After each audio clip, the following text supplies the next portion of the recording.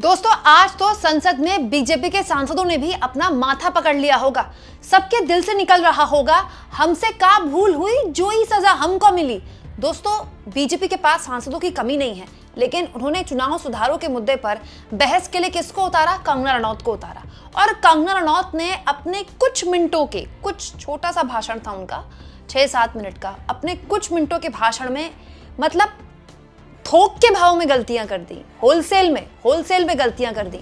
गलतियां करते करते कंगना रनौत राहुल गांधी, सोनिया गांधी और प्रियंका गांधी तक तो पहुंच गई, लेकिन उन्होंने खुद मोदी जी को फंसा दिया। दोस्तों भाषण पूरा आपको सुनाऊंगी, लेकिन पहले बता देती हूँ। भाषण में कंगना कहती हैं कि राहुल गांधी, हम तो बड़ा इंतजार कर रहे थे, एसआईआर चिल्ला रहे थे, हमको लगा कोई खुलासा करने वाले हैं, ये तो ये बोल रहे थे। तो कंगना रनौत को पहले पता होना चाहिए कि राहुल गांधी यहाँ खुलासा करने नहीं आए थे, चुनाव सुधारों पर बहस हो रही थी।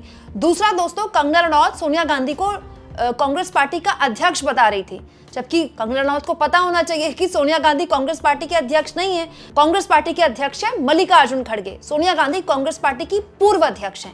इसके अलावा दोस्तों यहाँ पर अपनी फिल्म का प्रमोशन भी करने लगी कंगना रनौत कि मैंने इंदिरा गांधी पर एक फिल्म बनाई है। मतलब कंगना रनौत को पता होना चाहिए कि फिल्म न केवल बॉक्स ऑफिस पर पिटी बल्कि नेटफ्लिक्स पर भी नहीं चल पाई, लेकिन फिर भी कंगना रनौत ने संसद में अपनी फिल्म का प्रमोशन का इस्तेमाल किया। सोचिए अपने भाषण में। और तो और कंगना रनौत मोदी जी की तारीफ करते हुए कहती हैं कि देखिए राहुल गांधी ने कोलंबिया की उस मॉडल की फोटोज उनके सांसदों ने यहाँ पर दिखाई और महिला का अपमान किया, उनकी प्राइवेसी का अपमान किया। एक हमारे मोदी जी हैं जो महिलाओं का इतना सम्मान करते हैं, और संसद की तरफ से मैं उस महिला से माफी मांगती हूँ। अरे गजब करती है कंगना। एक कोलंबिया की मॉडल की तस्वीर हमारी वोटर लिस्ट में है भारत के 22 जगह, और कंगना रनौत उसके लिए माफी मांग रही है उस मॉडल से, जबकि उस मॉडल का तो कोई लेना देना है ही नहीं इस मामले में। और जहां तक बात है मोदी जी की महिलाओं के सम्मान की, तो दोस्तों 50 करोड़ की गर्लफ्रेंड से लेकर कांग्रेस की विधवा, सारी बहुत पुरानी बातें नहीं है, आप सबको पता है, कंगना को याद हो ना हो। कंगना रनौत यहाँ पर यह भी कह रही थी कि जो देश की जनता बड़ी परेशान हो चुकी है, फटीक पैदा हो गया उसमें, हर 2 महीने में उसको वोट करने जाना पड़ता है, उसको चुनाव में धकेल दिया जाता है। तो कंगना को यह बात भी नहीं पता कि कोई भी एक नागरिक देश का 2 बार वोट करता है, एक बार 5 साल में एक बार जब वो लोकसभा चुनाव के लिए, और एक बार 5 साल में एक बार जब वो विधानसभा चुनाव के लिए वोट करता है। बार बार वोट नहीं होते हैं। मतलब ऐसा नहीं होता है कि एमपी में चुनाव है तो यूपी वाला वोट कर रहा है, यूपी वाला वोट करेगा जब यूपी में चुनाव होंगे। बहुत सिंपल सी बात है। लेकिन वन नेशन वन इलेक्शन को प्रमोट करते हुए कंगना रनौत कह रही है कि बार बार जो शीर्ष नेतृत्व है उसको चुनाव में फिर इंडल्ज होना पड़ता है। तो कंगना रनौत की पार्टी से कौन कहता है कि उनके शीर्ष नेतृत्व को चुनाव में उतारें? मोदी जी अपने पार्टी के लिए जिस तरह से वोट मांगते हैं चुनाव में, क्या मतलब भारत के कानून में लिखा है क्या कि पीएम इतना वोट मांगेंगे? मोदी जी इच्छा से करते हैं, मोदी जी को मजा आता है। एक दिन में 3-3 रैलियां करते हैं, 4-4 रैलियां करते हैं, गृह मंत्री पटना में जाकर बस जाते हैं 1 महीने के लिए। तो ये कोई कानून की किताब में नहीं लिखा है, ये मोदी करते हैं क्योंकि उनको मजा आता है, ये मोदी की आदत है, ये उनकी स्ट्रैटेजी कहलाई जाती है। ये कोई जरूरत नहीं है कंगना रनौत, अगर आप चाहें तो ये बात आपको संसद में बोलने की जरूरत नहीं थी, आप प्रधानमंत्री से बोल देते। आप एनडीए की बैठक होती है तो उसमें कंगना रनौत तो जाती ही होंगी, बीजेपी की सांसद है, तो बोल देते कि आप क्यों अपने आप को इतना एग्जॉस्ट करते हैं कि हर चुनाव में उतर जाते हैं प्रचार के लिए। उनको जवाब मिल जाता मोदी जी से। तभी तो मैंने आपसे कहा दोस्तों कि कंगना रनौत जिस तरह से यहाँ भाषण दे रही थी, इससे अच्छी डायलॉग डिलीवरी तो वो अपनी फ्लॉप फिल्मों में करती हैं। सुनिए जरा कंगना रनौत के भाषण में, जिसमें वो सारे फैक्ट्स गलत बता रही थी। अध्यक्ष महोदय जी, मैं आपकी बहुत धन्यवादी हूं कि आपने मुझे चुनावी सुधारों पर बोलने का मौका दिया है, खासकर इसलिए क्योंकि मैं एक नई सांसद हूं, मुझे दूसरों का नहीं पता उनका कैसा अनुभव रहा, लेकिन पिछला ये 1 साल मेरे लिए खासकर विपक्ष से रिलेटेड जो है बहुत ही ज़्यादा चिंताजनक रहा है। एक तरह से ट्रोमैटिक मैं इसे कह सकती हूँ। हर दिन इन्होंने यहाँ पे तमाशा किया है, हमारा दिल दहल जाता था इनको देखकर। एसआईआर ये वेल में उतर जाते थे। यहाँ पर इन लोगों ने डराना, धमकाना, धक्का मुक्की, ऐसा कोई इन्होंने किसी तरह की कोई बदतमीजी नहीं है जो एक भी दिन इन्होंने संसद भवन चलने नहीं दिया। हम जनता के प्रतिनिधि हैं, हम यहाँ पर उनकी आवाज लेकर आते हैं, हम कुछ सीखने आते हैं, हम नए सांसद हैं। इन्होंने संसद अगर पिछले 2-3 दिन को छोड़ा जाए तो साल भर शायद ही थोड़ा चलने दिया है। एसआईआर कर करके इन्होंने यहाँ पे तमाशे किए।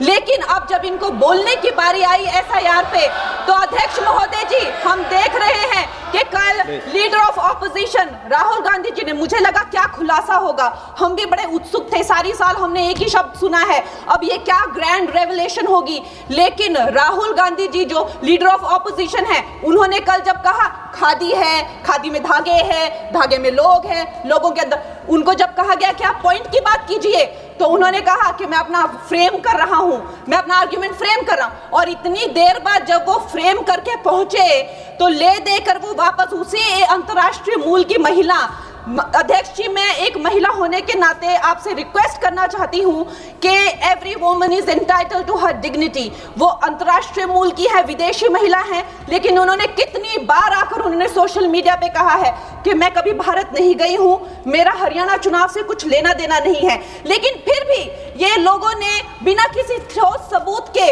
उनका यहाँ पे फोटो बना के उन्होंने उनको उछाला, यहाँ पे उनकी तस्वीर उछाली यहाँ पर और यहाँ पर प्लेक कार्ड यूज करना भी अलाउ नहीं है। इन्होंने फिर भी नियमों का उल्लंघन किया।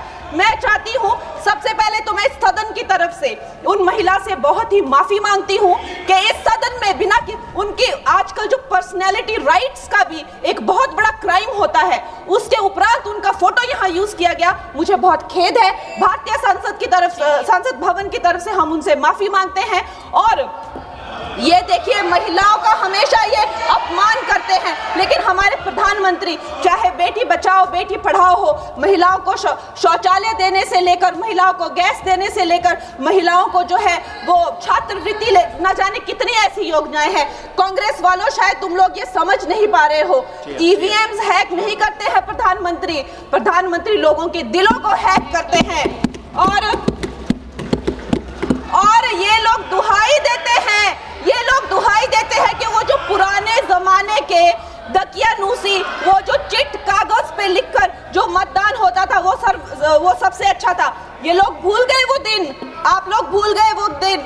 इंदिरा गांधी वर्सेस राज नारायण का केस, उसको जो है इतिहास में the case that shook the nation के नाम से जाना जाता है। उस पर मैंने एक फिल्म भी बनाई हुई है। वोट चोरी और वोटों की धांधली के लिए एक प्रधानमंत्री पे एक साधारण से नेता ने केस किया था और उस धांधली में वो पकड़ी गई थी।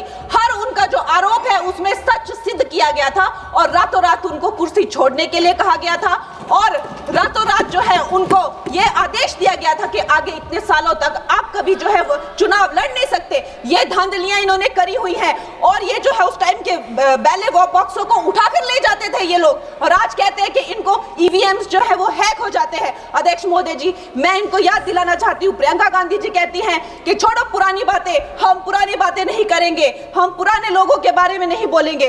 तो मैं ये जानना चाहती हूँ कि आपकी जो माता जी हैं वो तो आपकी अध्यक्ष है और इस वक्त की वो अध्यक्ष है। उनकी जो है, आप देखिए, जब उनकी नागरिकता नहीं थी, जब उनके पास 1983 में नागरिकता आई, उसके कितने साल पहले से वो वोट देती आ रही हैं। तो ये जो इनका जो परिवार है, एंटाइटलमेंट से जो ग्रस्त ये इनका परिवार है, ये प्रियंका गांधी जी को भी याद रखना चाहिए। चाहे आपका भूतकाल हो, चाहे आपका वर्तमान हो, आप सब लोग, चाहे ईवीएम हो या चाहे कागज पे लिखा हो, जब आप लोगों के चरित्र में जो है किसी तरह की मर्यादा नहीं है, आप लोगों ने कभी भी इस देश का, यहाँ की कानून व्यवस्था का, संविधान का कभी आप लोगों ने सम्मान नहीं किया हुआ है।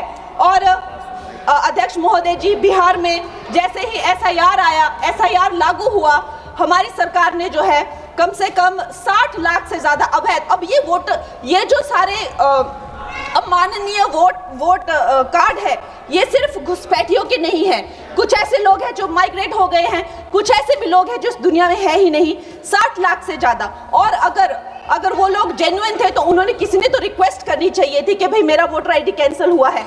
उसके उपरांत जो है 21 नए वोटर आईडी जो है उन्होंने दिए हैं और इस तरह का एक माहौल बना बिहार में कि आज तक की सबसे ज्यादा वोटिंग जो है 67% वोटिंग हुई। नागरिकों में ये उत्साह जगा कि जो है इस तरह की जो क्लेंजिंग प्रोसेस है वो होना चाहिए। मैं एक देशभक्त होने के नाते अध्यक्ष महोदय जी, मैं ये प्रपोज करना चाहती हूँ कि हमारे देश में जो है हमेशा महीने 2 महीने बाद हम हमारे जो शीर्ष नेतृत्व हो गए, सारे अधिकारी हो गए, हमारे जितने भी रिसोर्सेज हैं, हम लोग उनको हर महीने 2 महीने में इलेक्शंस में जो है पुश कर देते हैं। इससे हमारे देश का बहुत ही भारी नुकसान होता है। और मैं ये चाहूंगी कि 1 नेशन 1 इलेक्शन जो नरेंद्र मोदी प्रधानमंत्री जी जो कहते हैं कि एक वोटिंग जो है डेमोक्रेसी के उत्सव के रूप में, जैसे कि दिवाली होती है, होली होती है, उस रूप में मनाया जाए, क्योंकि ये सिर्फ सरकार का ही नुकसान नहीं है। 10,000 करोड़ से ज्यादा का जो नुकसान होता है सिर्फ वही नहीं है, लेकिन मुझे लगता है कि धीरे धीरे हमारे जो नागरिक भी है उनमें जो वोटिंग फटीक है, बार बार उन्हें जागरूक करना, बार बार कई जगहों से जहां वो काम करते हैं वहां से उनको ट्रैवल करके अपने नेटिव प्लेसेस पे आना और बार बार मार्केटिंग करके, it is exhausting for the whole ecosystem. तो मैं ये प्रपोज करना चाहती हूँ कि 1 नेशन 1 इलेक्शन को लाया जाए और ये जो भी हमें जिस तरह की जो असुविधा होती है हर महीने 2 महीने में इलेक्शंस की, उससे जो है हम बच सकते हैं। जय हिंद।